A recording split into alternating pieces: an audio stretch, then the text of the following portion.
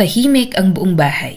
Tanging mahinang tiktak ng orasan at ang bahagyang paghinga ng isang matandang babae ang maririnig.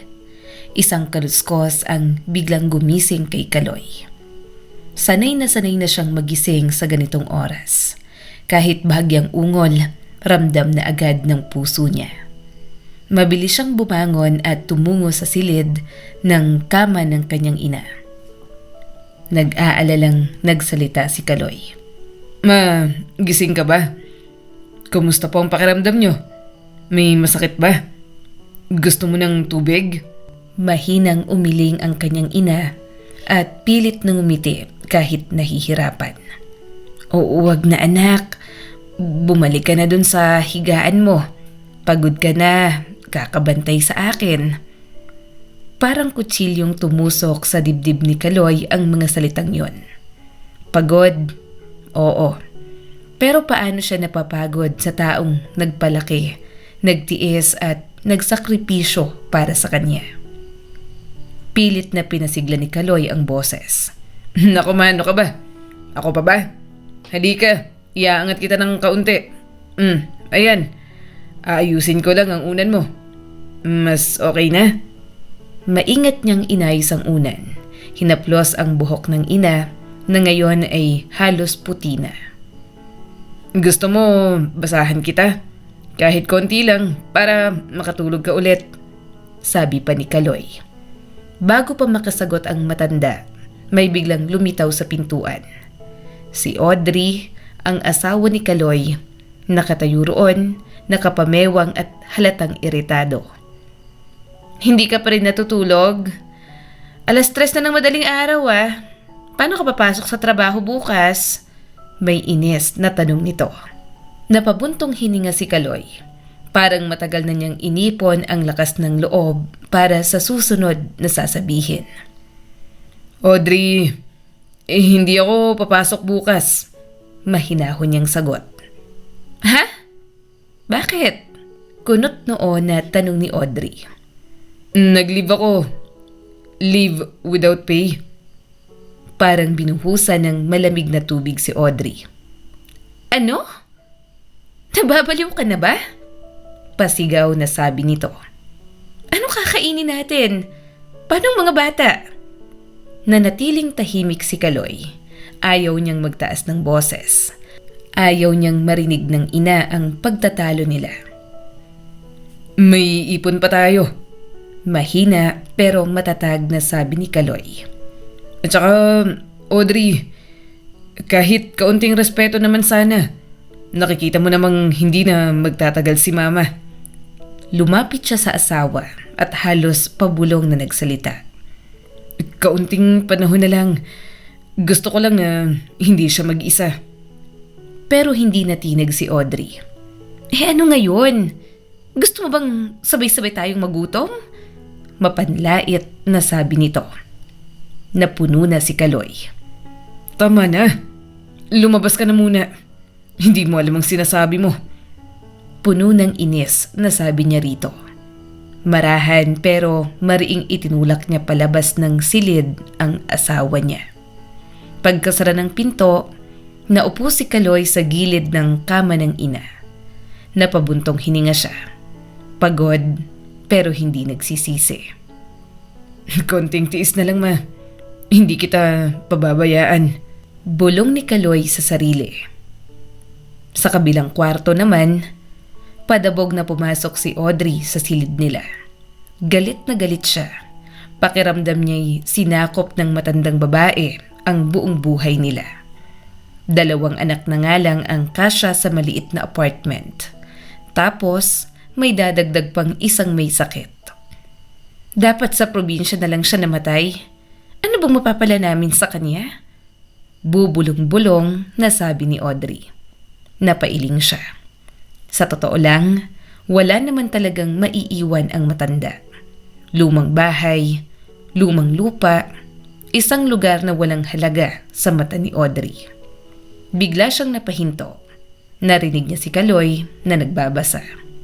Mahinang boses, puno ng lambing. Paminsan-minsan, humihinto ito kapag inuubo ang ina. "Kadiri, inis na sabi ni Audrey. Matagal na niyang hindi gusto ang biyenan. At sa totoo lang, hindi niya kailanman sinubukang mahalin ito. Isa lang itong karaniwang babae mula sa probinsya. At sa mata ni Audrey, wala siyang silbi. Noon, isang bubong lang ang pinagsasaluhan nila sa maliit na baryo kung saan lumaki si Kaloy. At doon nagsimula ang lahat. Para kay Audrey, araw-araw ay parang pagsubok. Ay nako Audrey, kumain ka pa. Ang payat-payat mo, baka magkasakit ka niyan. Sabi pa ng ina ni Kaloy noong malakas pa ito. Napangiwi na lang si Audrey at pilit na ngumiti. O siya, isuot mo ito. Mainit yan, ako mismo ang naganchilyo. Sabi pa ng nanay ni Kaloy. Isang makapal na shawl ang iniabot kay Audrey. Mainit? Sa ganitong panahon? Diyos ko? Sa isip-isip naman ni Audrey.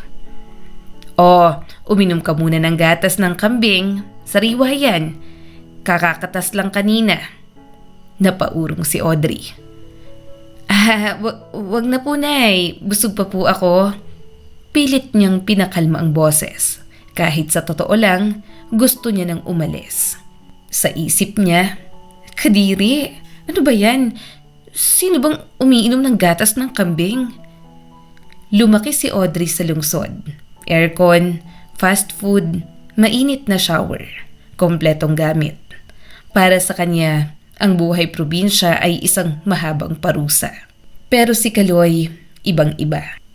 Masaya siyang nagigising ng maaga. Walang reklamo at kaya niyang maghakot ng tubig, maglinis ng bakuran at kahit magatas ng kambing, siya na mismo ang gumagawa. Ay anak, ikaw na naman, magpahinga ka rin.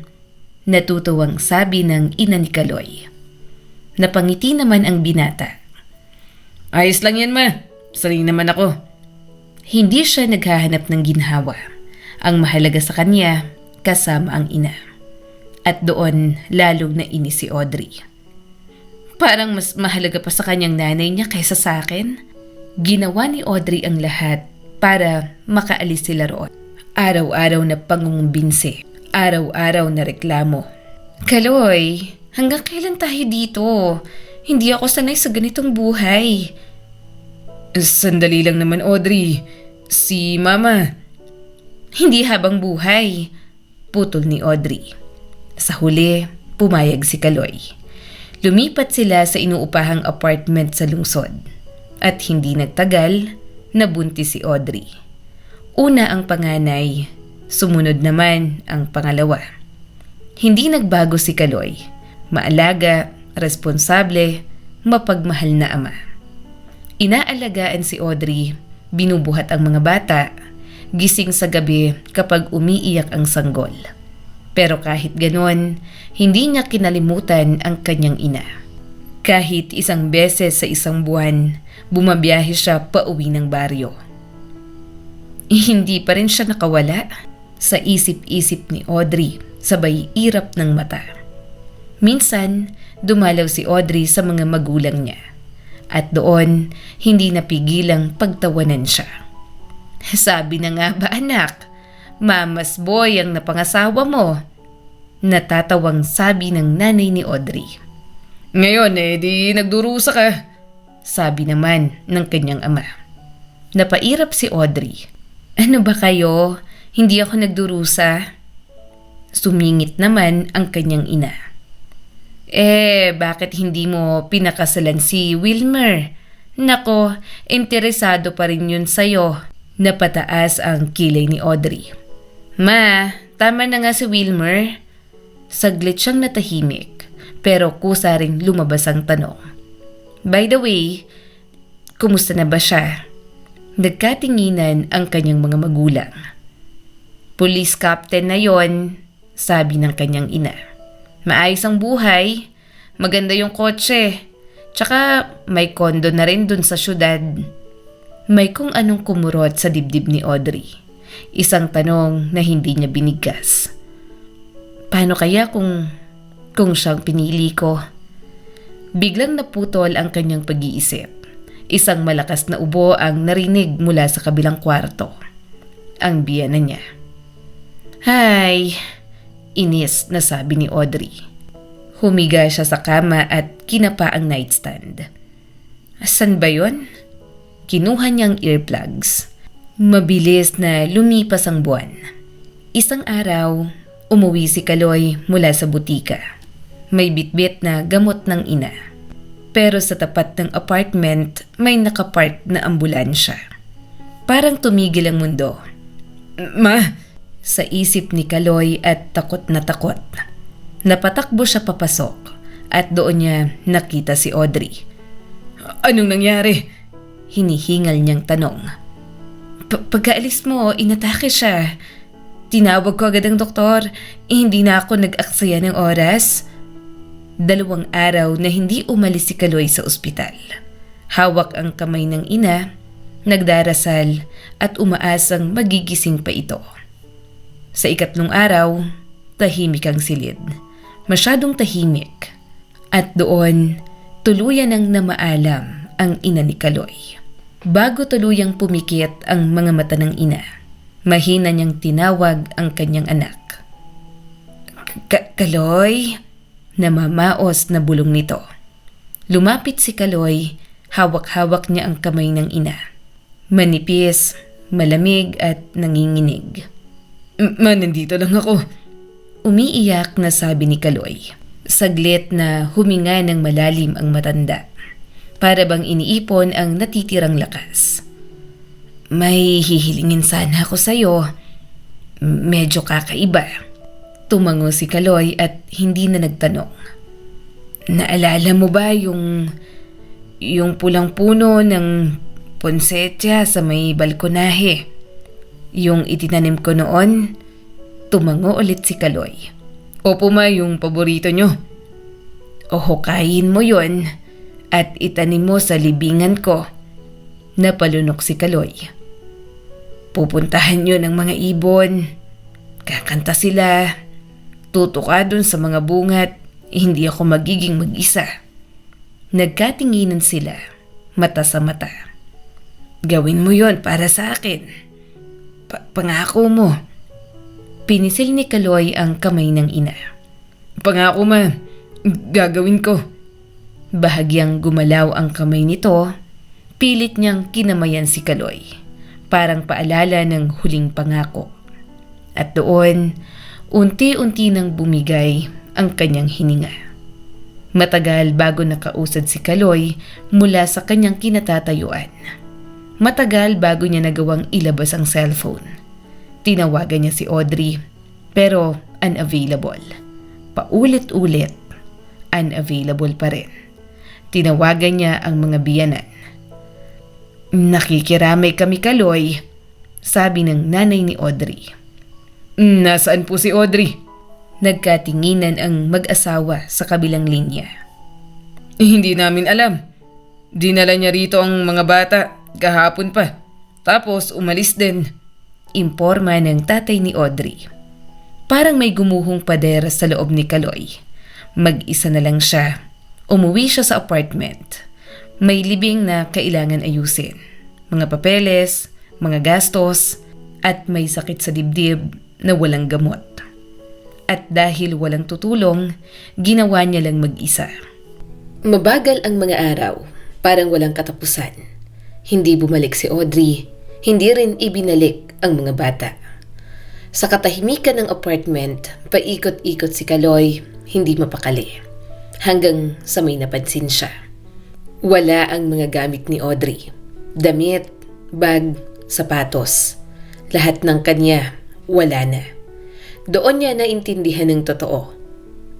Iniwan niya ako. Sa panahon na pinakakailangan niya ang asawa niya, iniwan siya. Sa una, wala siyang naramdaman.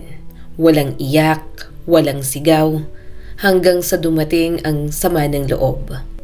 Oo, hindi siya masyadong nakapaglaan ng oras sa pamilya nitong mga huling buwan.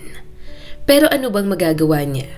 Paano niya iiwan ang ina na nag-iisa? May sakit at unti-unting nawawala. Minahal niya ang kanyang ina. Ginagalang, naalala niya ang lahat. kung paano nito itinatabi ang bawat masarap na pagkain para sa kanya, kung paano ito nagbabantay buong gabi kapag mayroon siyang lagnat, kung paano siya kinikwentuhan at inaalok kapag may problema siya noong bata pa, at ibinabalik lang niya ang lahat ng yon. Hindi ko kayang maging iba, bulong ni Kaloy. Hindi niya kailanman ginustong makita muli si Audrey. Pero dumating siya isang araw at bigla na lang. At hindi na niya nakilala ang babaeng kaharap niya. "Lumayas ka!" Galit na sigaw ni Audrey. Napatingin si Kaloy sa kanya na parang estranghero. Audrey, anong sinasabi mo?" "Sa akin ang apartment na to. Pero ng magulang ko ang ginamit dito." Tumawa si Audrey ng mapanlait. "Sawang-sawa na ako sa'yo sa pagiging mamas boy mo." Parang sampal ang bawat salita. "May lalaking nagmamahal sa akin. Noon pa. Ngayon handa na siyang ibigay sa akin ang buhay na gusto ko." Natahimik si Kaloy. Pagod na at hindi na lumaban pa. Kaya umalis siya roon. Walang dala kundi ang kaunting damit at mabigat na puso. Bumalik siya sa bahay ng kanyang ina sa baryo. Doon, sa katahimikan, sinubukan niyang maghilom. Malapit nang matapos ang kanyang bakasyon. Panahon na para bumalik sa trabaho. At panahon na rin para magpasya. Paano niya bubuuin muli ang buhay na winasak ng pagkawala, pagtataksil at pag-ibig na hindi kailanman ipinagkanulo? Noong una, malinaw na ang plano ni Kaloy. Maghahanap siya ng mauupahang apartment. Malapit sa trabaho, malapit sa lungsod, malapit sa dating buhay. Pero habang nakatayo siya sa bakuran ng lumang bahay ng kanyang ina, may biglang pumasok sa isip niya. "Bakit nga ba hindi na lang ako manatili dito?" Bulong niya sa sarili habang pinagmamasdan ang bakuran. Tahimik ang baryo, presko ang hangin, at dito hindi niya kailangan magpanggap na okay lang siya. Sa lungsod, isa siyang therapist. At alam niyang kahit dito sa baryo man o sa mga karatig lugar, may mga taong nangangailangan ng doktor. Lumabas siya at naupo sa lumang balkonahe. Doon, tumama ang kanyang tingin sa pulang halaman ng poinsettia. Napangiti siya ng bahagya kahit may kurot sa dibdib. "O siya ma, hindi kita nakalimutan." Kinabukasan, maaga siyang gumising. May hawak na pala at sinimulan niyang hukay ng lupa sa ilalim ng halaman. Habang hinihila niya ang mga ugat papalabas, may biglang kumislap. Isang lata. Ano to?" Gulat na tanong ni Kaloy. Maingat niyang hinugot at dinala sa loob ng bahay. Mahirap buksan, parang matagal nang hindi nagagalaw. Sa loob, may maliit na kahon na binalot sa puting tela. Nang buksan niya ito, napuno ng ginto ang kanyang paningin. Mga alahas at ilang diamante. Nanlaki ang mga mata ni Kaloy. Hindi makapaniwala at sa kanya naalala. Noon pa ikinikwento ng ina ang tungkol sa kanyang lola. Isang babaeng may dugong maharlika. Ang mga alahas nito ay nawala nang ito ay inaresto noon. Hindi kailanman natagpuan. Ngayon, narito ang sagot. Paano ito nakuha ng kanyang ina? Bakit hindi niya ginamit kahit kailan? Hindi na niya malalaman. At marahil, hindi na rin mahalaga. Tahimik na nagpasalamat si Kaloy. Hindi sa yaman, kundi sa talinong itinago ng ina para sa tamang panahon. Inilagay niya ang puno ng poinsettia sa sasakyan at dinala ito sa sementeryo, sa mismong lugar kung saan inilibing ang kanyang ina. Maingat niya itong itinanim. "Ayan ma, gaya ng pangako," bulong ni Kaloy. Hindi niya inakalang may hiwaga ang kahilingan ng ina. Sa isip niya noon, isa lang itong simpleng hiling ng isang ina na ayaw maging mag-isa kahit sa kabilang buhay. Ilang buwan matapos ang hiwalayan ni Kaloy at Audrey, bumili si Kaloy ng apartment sa gitna ng lungsod. Hindi marangya, pero tahimik at sa kanya. Bumalik siya sa trabaho, ipinagpatuloy ang kanyang propesyon. At doon niya nakilala si Teresa. Isang kasamahan sa trabaho, mabait, matalino, at hindi kailanman hinusgahan ang kanyang nakaraan. Unti-unti, naging sila. Araw-araw, nakikita ni Kaloy ang kanyang mga anak. Hanggang sa isang araw, may ikinuwento ang mga ito. Papa, sa lolo at lola na lang kami ulit nakatira. Napakunot ang noo ni Kaloy. Bakit? Nagkatinginan ang magkapatid. Ayaw po namin kay Tito Wilmer.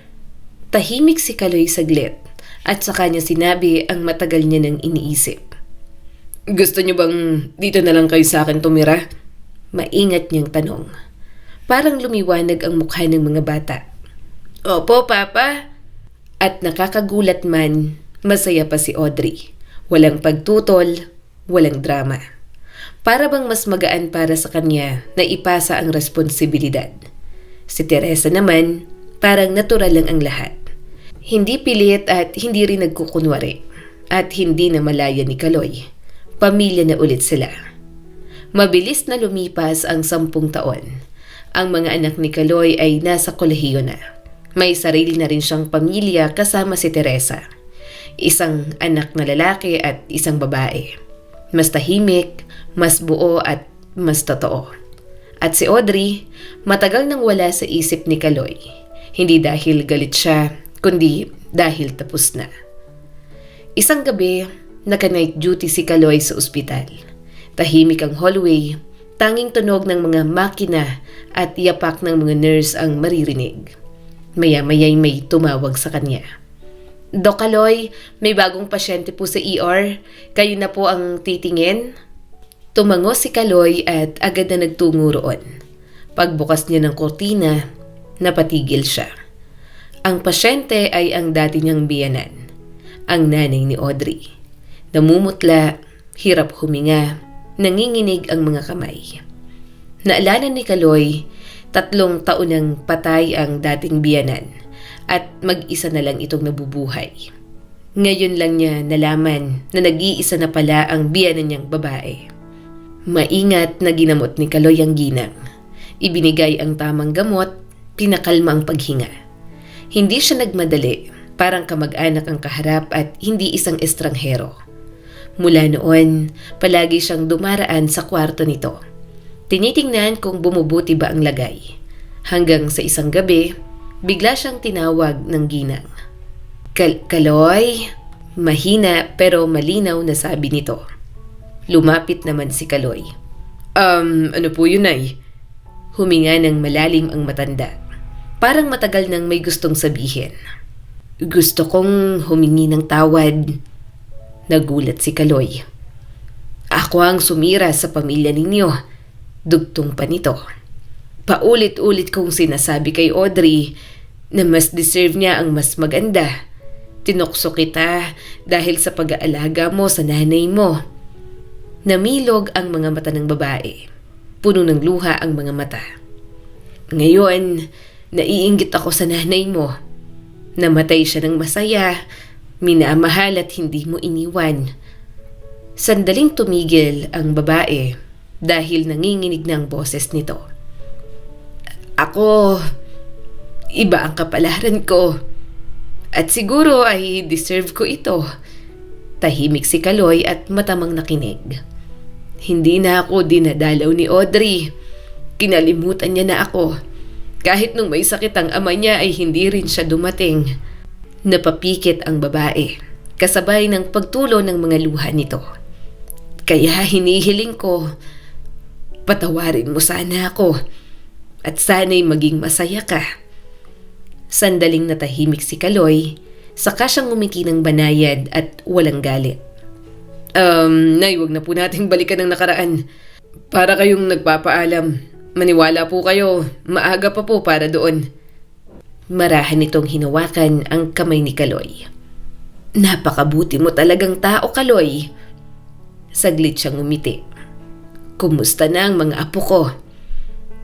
Nag-aaral na po, parehong nasa kolehiyo. Malalaki na. Darating po sila sa weekend at pupunta rito at bibisitahin po kayo. Ngumiti ang matanda, isang ngiting matagal nang hindi lumalabas sa kanyang mukha. Nag-usap pa sila ng kaunti. hanggang sa makita ni Kaloy na umeepekto na ang gamot. Unti-unti na itong nakatulog. Sa tulong ng tamang gamutan at ng malasakit ni Kaloy, mabilis na bumuti ang kanyang kalagayan. Nakalabas siya ng ospital. At para sa kapanatagan ng loob, nag-hire si Kaloy ng nurse na mag-aalaga sa kanya. Ipinagdiwang ni Kaloy ang kanyang 50 kaarawan. Sa lumang bahay ng kanyang ina, matagal niya nang inayos iyon. At tuwing tag-init, doon nagtitipon ang buong pamilya. Masaya, maingay at buo. Inimbitahan niya pati ang dati niyang biyenan. Hindi niya inaasahan ang reaksyon nito. "Salamat, Kaloy. Hindi ko akalaing maaalala mo pa ako." Naluluhang sabi ng dati niyang biyenan. Ngumiti lang si Kaloy. Sa ilalim ng bubong na minsang naging saksi ng sakit, lungkot at pagkawala. Naroon ngayon ang kapatawaran ng pamilya at katahimikan. Si Audrey naman, matapos iwan si Kaloy at piliin ang lalaking matagal nang naghihintay sa kanya. Akala ni Audrey ay doon magsisimula ang mas magandang buhay sa piling ni Wilmer. Sa umpisa, parang tama ang kanyang desisyon. May sasakyan, may kondo, may pangalan. Pero ang mga bagay na yon, hindi pala kayang punan ang kakulangan ng puso. Hindi nagtagal, nagsimulang lumabas ang tunay na ugali ni Wilmer. Abala sa trabaho, abala sa sarili, at unti-unting nawala ng oras. Ang dating ipinangakong mas magandang buhay ay nauwi lamang sa lamig at distansya. Lumipas ang mga taon, naghiwalay din sina Audrey at Wilmer. Tahimik, walang drama, walang nagtanong kung sino ang may kasalanan. At doon nagsimulang maramdaman ni Audrey ang tunay na kapalit ng kanyang mga pinili. Ang mga anak, lumaki nang hindi siya ang hinahanap. Ang ina, nakalimutan niya hanggang sa magkasakit. Ang dating sigla, napalitan ng katahimikang walang kausap. May trabaho pa rin si Audrey. May sarili pa rin siyang buhay.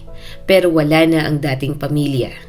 At yon ang karma na hindi maiiwasan. Hindi lahat ng parusa ay kahirapan. Minsan, ang pinakamabigat na kaparusahan ay ang mabuhay ng walang may tunay na nangangailangan sa'yo. Si Audrey ay hindi naging masama ang wakas sa paningin ng mundo.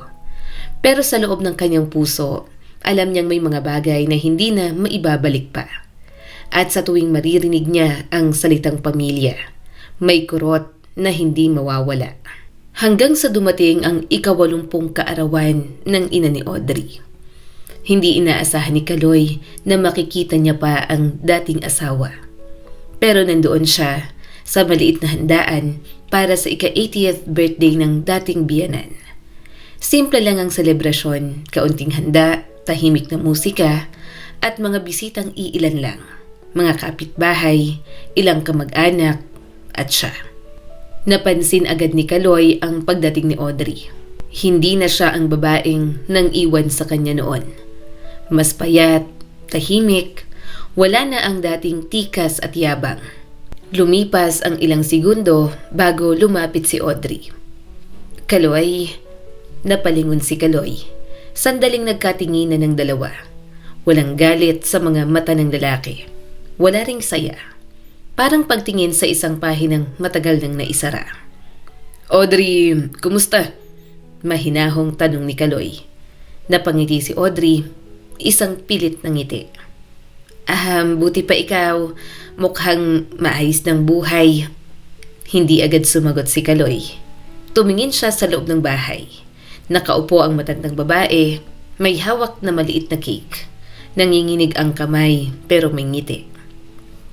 Oo, maayos." Tahimik ulit. Parang may gustong sabihin si Audrey pero natatakot. Sa huli, nagsalita rin siya. "Salamat sa pag-aalaga sa mama ko noon. Hindi ko nagawa yon." Hindi siya sinisi ni Kaloy. Hindi rin niya pinuri ang sarili. "Ginawa ko lang kung ano ang kaya ko, Audrey." Napabuntong hininga ito. "Alam mo, minsan iniisip ko kung saan ako nagkamali." Tumingin siya kay Kaloy, diretso at walang palusot. "Akala ko ang mas magandang buhay ay tungkol sa pera, posisyon at pangalan. pahina ng pahina ang boses niya. Pero kayo ang pamilyang iniwan ko. Hindi na kailangan magsalita pa ni Kaloy. Naroon ang sagot sa katahimikan. Sa mga anak na tumatawa sa loob, sa mga yakap, sa mga simpleng sandali. May mga bagay na natututunan kapag huli na. Tumango si Audrey. May luha sa gilid ng mata. Hindi ko hinihingi ang kapatawaran mo. Gusto ko lang sabihin na naiintindihan ko na. Saglit na katahimikan at saka tumango si Kaloy. Hindi bilang pagbabalik, hindi bilang pag-asa, kundi bilang pagtatapos. Mag-iingat ka, Audrey. At iniwan niya ang handaan. Hindi nagmamadali, hindi na rin lumingon. Habang naglalakad papalayo si Audrey, doon niya tuluyang naunawaan. Ang mga taong iniwan niya ng akala niya'y pabigat, sila pala ang tunay na kayamanan. At ang mga pinili niyang ipalit ay ang mga bagay na hindi naman marunong magmahal. Ang kwentong ito ay nagpapaalala sa atin na ang taong marunong magmahal ng walang hinihinging kapalit, siya ang tunay na mayaman sa buhay. Lagi rin nating tatandaan, hindi nasusukat ang halaga ng tao sa pera, posisyon o ginhawang kaya niyang ibigay. Minsan, ang mga taong tinatawag nating pabigat ang siyang may pinakamalalim na pagmamahal. At ang mga iniwan natin dahil sa ambisyon, sila pala ang tunay na kayamanan. Ang anak na marunong tumanaw ng utang na loob, ang asawang marunong mag-alaga, at ang pusong marunong magmahal kahit walang kapalit ay hindi kailanman nauubusan ng biyaya. Dahil sa dulo ng buhay, hindi mo maaalala kung gaano kakayaman, kundi kung sino ang minahal mo at kung sino ang nanatili sa'yo nang wala ka nagmaibigay. At higit sa lahat, ang kabutihan kapag itinanim ng tapat ay tiyak na mamumunga sa tamang panahon. Muli, ako po si Skylar Guro at sana ay may bago na naman kayong natutunan sa kwento natin ngayon. Maraming salamat po.